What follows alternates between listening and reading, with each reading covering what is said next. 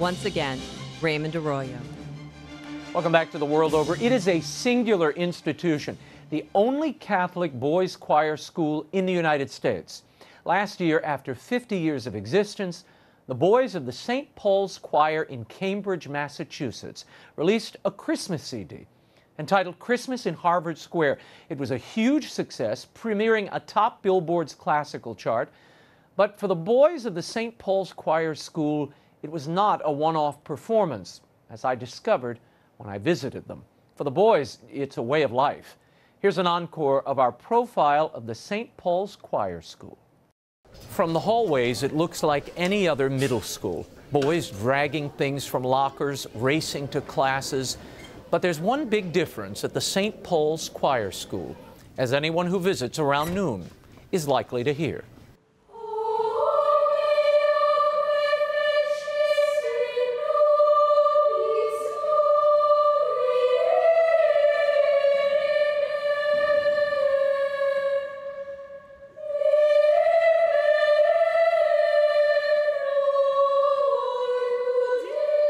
Ethereal young soprano voices fill St. Paul's Church each day for the Mass. And that sound is no accident. It is said that St. Paul's is not a school with a choir, but a choir with a school. The musical training here is as advanced as the academic curriculum. John Robinson is the music director, himself the product of several English cathedral choirs and the choir of St. John's College, Cambridge. What about that training lingered that you've passed on to these boys? This is not a typical choir room in America. Absolutely right. It's a room that we're in many times during the day. Well, at least they're in it twice a day in preparation for the Mass that they sing. And a lot goes on in here emotionally, I think, as well as just in terms of music theory, that the boys are really learning to get behind the notes of the music and to what the music is saying about the piece in question, you know, what it's doing with the liturgy. And that's a big part of their preparation, is they're trying to understand that as well. What's the most difficult thing about training these boys and boys in America where there isn't this tradition in place? You have it all over England, let's face it. It's a funny thing. I find a lot of things are very easy in a way to communicate with the boys here, and particularly to do with what the music means and the prayer behind the music and how you get into shaping the emotions of the music and the phrases of the music. And to me, those are the most important things, really. The training is rigorous, particularly for 4th through 8th grade boys. In addition to science, math, literature, and religion, the boys sing at Mass and at several rehearsals throughout the day, under the watchful eye of John Robinson. At first, it definitely was very hard, and you always have to be just on the beat and everything. And after you get used to it, you just know what the circumstances that he likes and all that stuff. So I think I got a lot more used to it than at the beginning. It was very scary at first. The tone is something we work on a lot. Well, when we were in the 4th grade, I remember tune, tune, tune, dynamics, tune. Robinson can be exacting in the rehearsal room. Peace on earth and mercy mild, God and sinners reconciled. Something doesn't sound quite right over there. Thomas, is that you? What's happened? It sounds different to usual. In a good way or a bad way? Maximo, are you okay? You all right? Yeah. Huh. Thomas, you were flat. You were flat the whole time. Just let's work on it. Let's work. Stand closer to me and you'll hear how it's supposed to sound, Thomas. I think we're ready now. That it really is difficult to get a 9 or 10-year-old boy to understand how to sing something expressively when they barely want to look you in the face, because they're shy boys. They're looking at the ground half the time. So to get them to perform is a big deal. What do they learn about life and the liturgy through this process of encountering the sacred music every day, in their mouths, in their breath? I hope that they learn to give to God the best they can offer. I think that's what we're after here, is to really do this excellently and to be able to realised that for them, really the sky's the limit. They can get better at this all the time. If they're offering their gifts back to God and they're able to keep on working at them, that's a very strong thing to be building on. Reverence and attention to the grandeur of the sacred music is stressed in the daily training. The boys are required to wear formal red cassocks and those lacy collars or ruffs for performances. Sometimes the Velcro gets poked into you, but most of the time it just tickles. The boys are also required to play piano, recorder, and sight read, a challenge for some, old hat for others. In my old school, which is Holy Name Parish School, I did band, and I learned how to read the treble clef. When I first got here, I was ahead in music theory because I knew all the half notes and the notes in the treble clef. So I didn't find theory that hard at first, but once they started introducing stuff like compound time, I found it a tiny bit harder, but I'm still ahead. No matter where they start, all the boys have been transformed by the experience. Before I came to the school, I really liked the pop music, but it's changed because I'm starting to enjoy classical music more now because it's just so many different key changes and dynamics. I thought I did not enjoy singing. I didn't realize I might have been the loudest person at the church when I sang. The thing is, I love singing now because it's just a mental challenge to lift your heart and mind to God, as well as a spiritual challenge.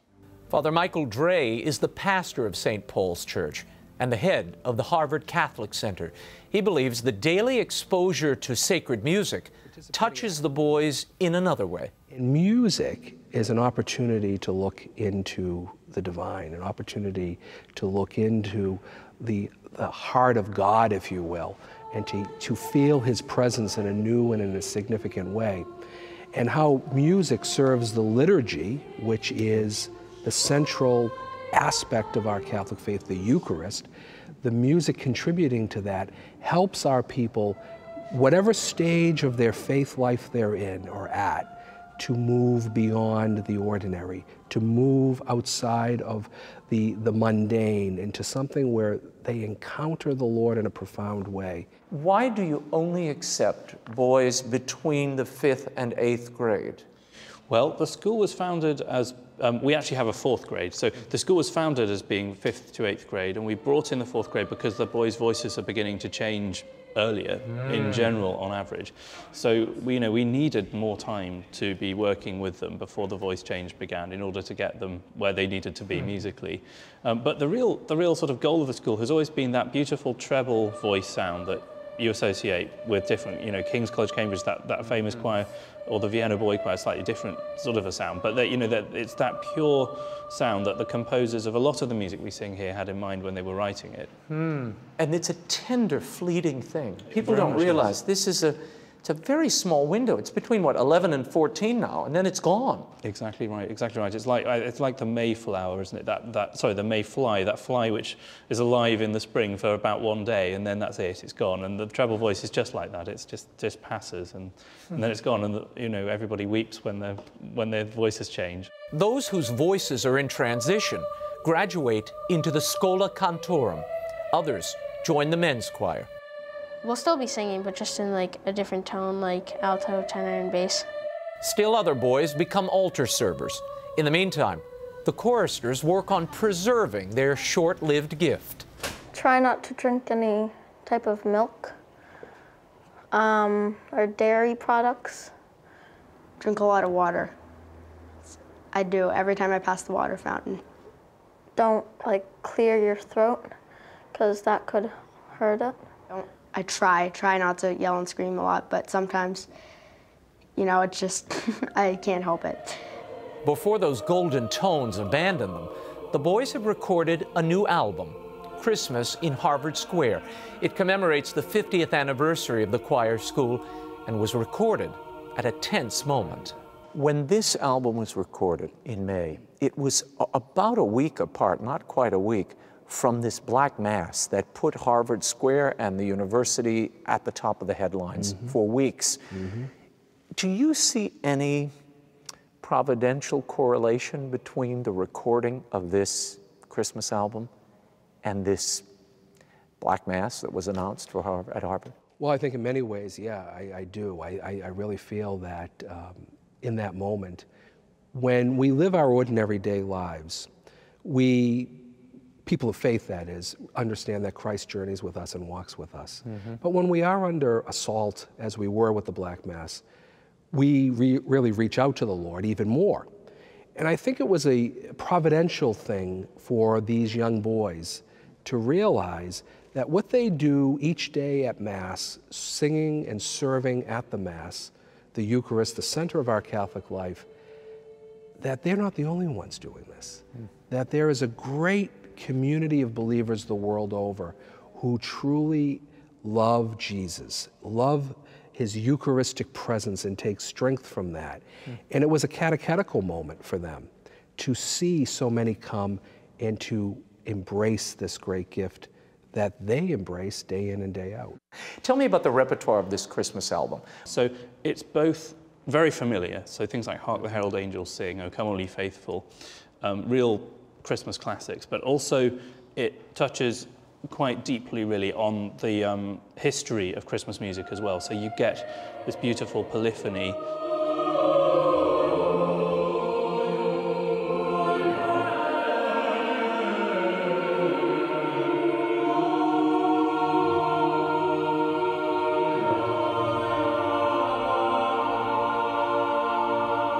The hope is that this will reawaken in many throughout the church the beauty of this great gift that we have in Gregorian chant, in polyphonic music, and how this was written to serve the liturgy, to worship God, and for those who are in the position to embrace the call of Benedict XVI, to really look at the beauty of the liturgy and to reform the liturgy. The boys have their own hopes for the Christmas album and what it will engender in the listener. I think I want people to, just think about God when they listen to these and to worship him in every way that's possible.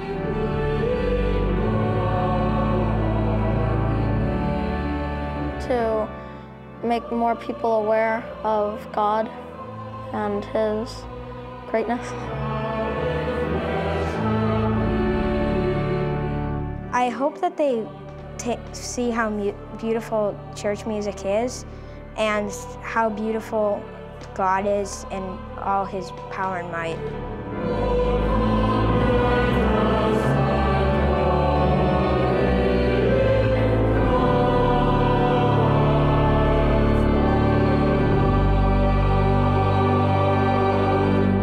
Christmas in Harvard Square with the boys of the St. Paul's Choir School is available now, wherever CDs are sold and online. Well, that's all the time we have. Until next week, the show continues on Facebook and Twitter. Like me on Facebook, follow me on Twitter. You can do that. The links are at RaymondArroyo.com. Now, next week, we have such a treat for you, an Advent treat. This is an interview I've been looking forward to for so long. An exclusive interview with legendary comedian, actor, filmmaker, and philanthropist, Jerry Lewis, the Jerry Lewis.